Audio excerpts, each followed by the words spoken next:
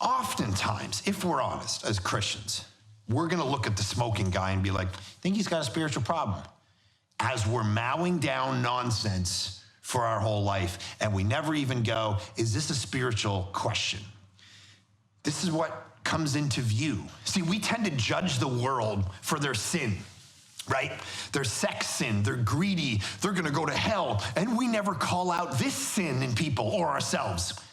The hypocrisy of it. We eat nonsense. We eat too much. We eat for taste, not sustenance, as the church fathers talked about. I'm going to talk about that in a second. And we eat when we aren't even hungry. We eat for the pleasure of it because it sends off synapses in our brains, not to the glory of God, as Paul says in 1 Corinthians 10, but to the glory of ourselves.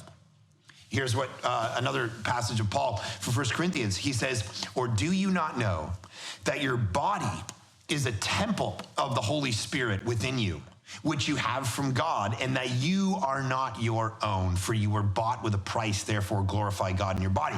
That originally was talking about sexuality, but he kind of extends it out to your body. Your physical body is actually something that the Holy Spirit resides in, so treat it well. And we often don't. But we kind of downgrade this kind of sin. Like, even though studies all tell us that, like, you can take rats and you feed them sugar, and it's like a cocaine addiction, right? There was one study out of Princeton that showed that sugar, this one guy says, triggers production of the brain's natural opioids.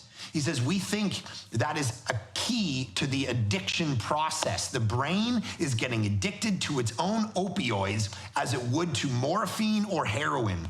Drugs give a bigger effect, but it is essentially the same process. Sorry, what are we talking about? Heroin? No, sugar. So how does that work out in your life? Just dump it in the coffee. But then you judge someone, you're like, I can't believe that guy smokes. I can't believe that guy's sex life. And you're sucking down a soda this big. How does this play out in your life? And are you dependent on it for stimulation?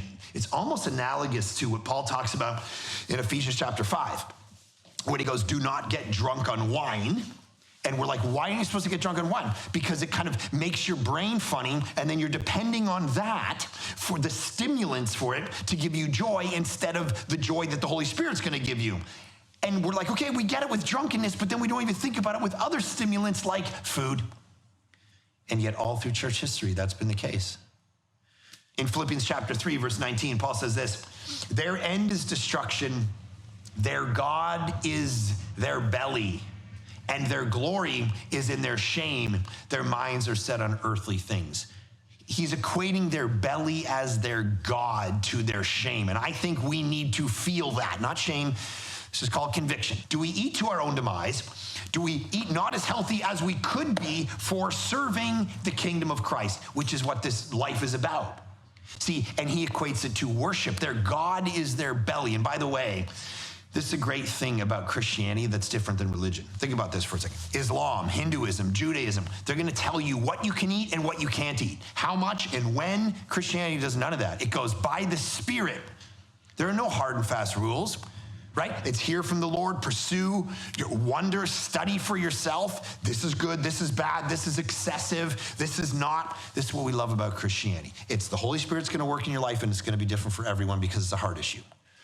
Matthew chapter 4, Jesus says this, one does not live by bread alone, but by every word that comes from the mouth of God.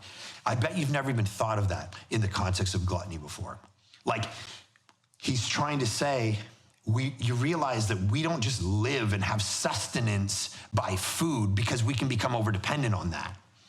We get sustenance from the words that come out from God to us. John chapter 4, Jesus said, my food is to do the will of him who sent me and to complete his work. Deuteronomy 21 says, and they shall say unto the elders of his city, this our son is stubborn and rebellious. He will not obey our voice. He is a glutton and a drunkard.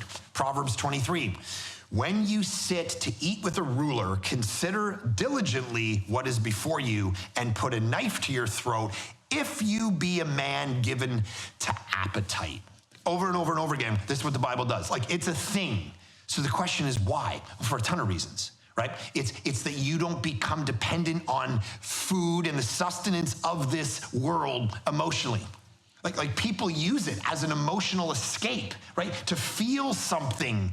And he's going, I don't want you to seek out the pleasure that comes from that. I want you to seek out the pleasure that comes from God. That's what life in the Spirit is. If you get pizza every day, the things of the world, that's what's going to give you pleasure. That extends to what food does in us emotionally, spiritually. I think that's why Jesus looks to the people he's talking to. He goes, I'm the bread of life. Jesus is all satisfying.